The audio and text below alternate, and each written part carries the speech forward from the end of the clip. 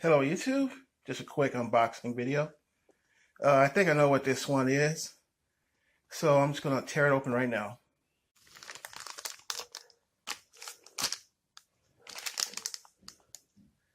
Okay, these are for the wheels.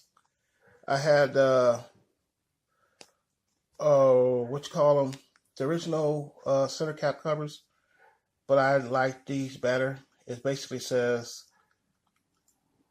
World Rally Championship. I think these will look better on the wheels than the factory ones that came with them.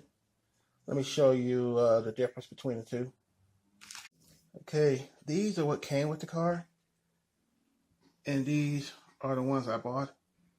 I like them. They're the same color, the silver on black. DRW wheels. I'm gonna keep these because you don't know when something might happen, and I'm gonna install these on the wheels. But first thing first, I gotta go to the car wash the car, then I'll put these on.